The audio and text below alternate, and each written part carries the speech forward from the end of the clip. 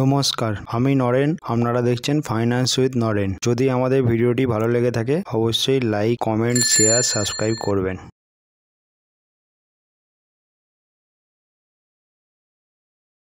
Company dividend দিচ্ছে বলে আমরা অনেকেই স্টক কিনি, কিন্তু ডিভিডেন্ড আমরা পাই না, আমরা ঠিক ডেটে কিনি না বলে আজকের ভিডিওর মাধ্যমে আমরা দেখব ডিভিডেন্ডের ইম্পর্টেন্ট ডেটগুলো, যাতে ফিউচারে ডিভিডেন্ড পেতে না অসুবিধা হয়। ডিভিডেন্ড কি ছোট করে আমরা এখানে দেখব, যদি না কেউ জেনে থাকে তার জন্য। তারপর আমরা ডিভিডেন্ডের ইম্পর্টেন্ট ডেটগুলো নিয়ে আলোচনা করব।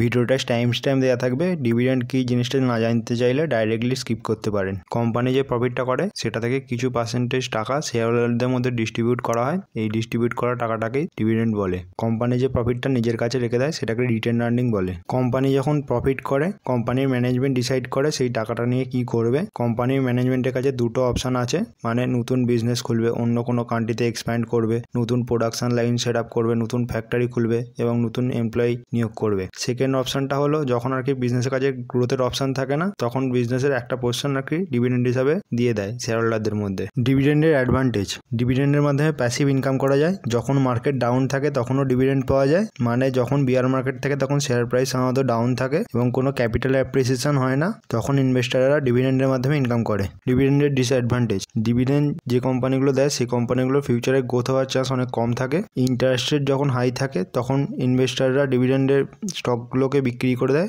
এবং ফিক্সড ইনকামের দিকে মুভ করে। হাই ইন্টারেস্ট রেট এনভায়রনমেন্টে ডিভিডেন্ড ইনভেস্টিং স্টকগুলো আন্ডার পারফরমেন্স করে। ডিভিডেন্ড প্রেডিক্টেবল নয়। কোম্পানির যদি প্রফিট বেশি হয় কোম্পানির বেশি পরিমাণে ডিভিডেন্ড দেয়, যদি কোম্পানির প্রফিট কম হয় বা লস হয় সেই সময় ডিভিডেন্ড দিতেও পারে বা কম পরিমাণে দিতে পারে। কোম্পানি যখন ডিভিডেন্ড দেয় আমরা নিউজ পেপার আর্টিকেলগুলোতে দেখে থাকি যে 100% ডিভিডেন্ড দিচ্ছে, 200% ডিভিডেন্ড দিচ্ছে। আমরা ভাবি যে আমরা এই ক্যাপিটালটা ইনভেস্ট করেছি তার ওপর ডিভিডেন্ডটা পাবো। ধরা যাক আমরা একটা কোম্পানিতে 1 লাখ টাকা ইনভেস্ট করেছি, তার মানে কোম্পানি যদি 100% ডিভিডেন্ড দেয় তার মানে আমরা আরও 1 লাখ টাকা পাবো। বিষয়টা এরকম নয়। কোম্পানি ডিভিডেন্ড দেয় ফেস ভ্যালুর উপরে। একটা এক্সাম্পলের মাধ্যমে বোঝা যাক, ধরা যাক এশিয়ান পেন্ট 3000% ডিভিডেন্ড দিচ্ছে। এশিয়ান পেন্টের ফেস ভ্যালু হচ্ছে 1 টাকা। যদি এশিয়ান পেন্ট 3000% ডিভিডেন্ড দেয় তার মানে হলো এশিয়ান পেন্ট 30 টাকা প্রতি শেয়ার পিছু ডিভিডেন্ড দিচ্ছে। গুগলে যখন আমরা কোনো শেয়ারকে সার্চ করি তখন ডিভিডেন্ড ইল্ড বলে লেখাটা দেখতে পাওয়া যায়। অনেকের মনে কোশ্চেন থাকে এই লেখাটার মানে কি। কোম্পানির যেটা কারেন্ট শেয়ার প্রাইস চলছে সেটাকে দিয়ে যদি আমরা ডিভিডেন্ড ইল্ডকে মাল্টিপ্লাই করি তাহলে জানা যায় কোম্পানি কত টাকা ডিভিডেন্ড দিচ্ছে। একটা এক্সাম্পল দেখা যাক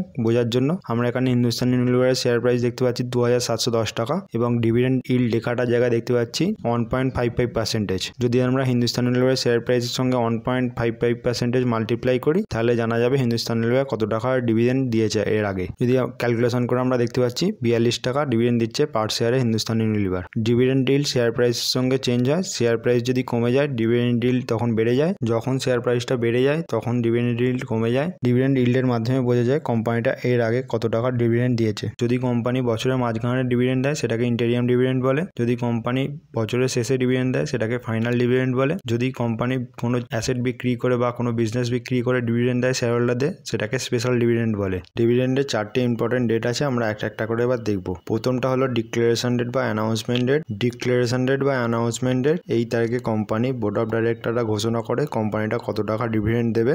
সাধারণত ডিক্লারেশন ডেটের দিনই কোম্পানি ঘোষণা করে record date, ex dividend date এবং কবে ডিভিডেন্ডটা পেমেন্ট করবে। এক্স ডিভিডেন্ড ডেট এই তারিখের পর যদি কেউ শেয়ারটা কিনে থাকে তাহলে সে ডিভিডেন্ড পাবে না। যদি কেউ এক্স ডিভিডেন্ড ডেটের আগে শেয়ারটা কিনে থাকে তাহলে সে ডিভিডেন্ড পাবে। সাধারণত এই তারিখে স্টকের দাম ডিভিডেন্ডের পরিমাণ অনুযায়ী কমে যায়। একটা এক্সাম্পল নিয়ে বোঝা যাক, ধরা যাক XYZ কোম্পানিটা ডিভিডেন্ড ঘোষণা করেছে 5 টাকা। এক্স ডিভিডেন্ড ডেটের আগের দিন কোম্পানিটার শেয়ার প্রাইস ছিল 120 টাকা। এক্স ডিভিডেন্ড ডেটের দিন শেয়ারটা 115 টাকা হবে। 5 টাকা যেহেতু কোম্পানিটা ডিভিডেন্ড দেবে, কোম্পানির রিজার্ভ থেকে টাকাটা বেরিয়ে যাচ্ছে, তাই জন্য শেয়ার প্রাইসটা 5 টাকা কমে যাবে আর কি। রেকর্ড ডেট এই তারিখে কোম্পানি তাদের রেকর্ড পরীক্ষা করে কোনো শেয়ার হোল্ডার ডিভিডেন্ড পাওয়ার যোগ্য কিনা সেটা নির্ধারণ করার জন্য। রেকর্ড ডেটের দিন যদি আপনার ডিমাট অ্যাকাউন্টে শেয়ারটা থাকে তাহলে আপনি ডিভিডেন্ড পাবেন আর কি। পেমেন্ট ডেট: রেকর্ড ডেটের দিন যারা কোম্পানির শেয়ার হোল্ডার থাকবে তারা পেমেন্ট ডেটের দিন ডিভিডেন্ড পাবে। ইন্ডিয়া স্টক মার্কেটের সেটেলমেন্ট টাইম হচ্ছে T+1 ডে। যেদিন শেয়ারটা কেনা হবে তার পরের দিনে ডিমাট অ্যাকাউন্টে ক্রেডিট হবে শেয়ারটা। এই নিয়মটা চালু হয়েছিল 27 জানুয়ারি 2023 সালে। এর আগে নিয়ম ছিল T+2 ডে। যেদিন শেয়ারটা কেনা হবে সেদিন হবে T ডে, মানে ট্রানজাকশন ডে। তারপরের দিন হচ্ছে T+1 ডে, তারপরের দিন হচ্ছে T+2 ডে। এই দিনে শেয়ারটা ডিমাট অ্যাকাউন্টে ক্রেডিট হবে, এটা আগের নিয়ম ছিল। সেটেলমেন্ট টাইম ক্যালকুলেশন করার সময় শুধুমাত্র ওয়ার্কিং ডে গুলোকে কনসিডার করতে হবে। মানি কন্ট্রোলের আমরা ডিভিডেন্ড পেজটা দেখতে পাচ্ছি স্ক্রিনে। প্রথম যে কোম্পানিটা দেখতে পাচ্ছি সেটা হচ্ছে জয়উসান। কোম্পানিটা 29 মে 2024 সালে ডিভিডেন্ড ঘোষণা করেছে, মানে 29 মে 2024 সালটা হলো অ্যানাউন্সমেন্ট ডে। রেকর্ড ডেট হচ্ছে 21 সেপ্টেম্বর এবং এক্স ডিভিডেন্ড ডেট হচ্ছে 20 সেপ্টেম্বর।